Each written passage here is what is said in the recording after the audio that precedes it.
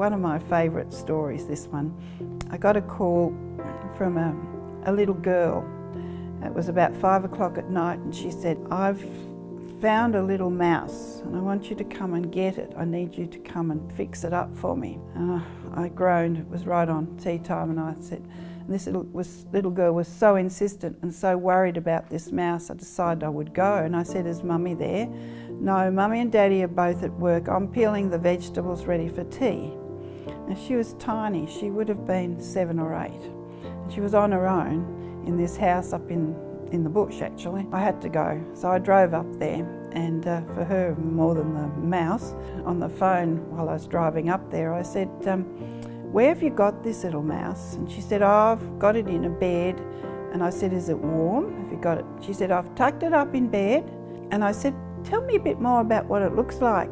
"It's a little mouse and it's wearing a Batman costume."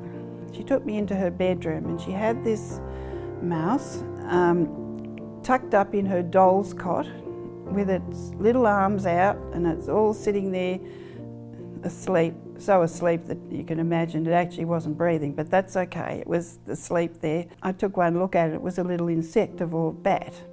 That was where the Batman costume came from. Anyway, I very tenderly picked it up and said that I would look after it, put it in a little pouch, and thanked her very much. And I was so worried about her that the animal became secondary thing, and I thought, well, that's how some people live. But anyway, she was a very clever little girl to be able to find my number for a starter, to care for this little animal. And I'd love to meet her now, all these years later, to see what she became, because she'd have to be something good, I think.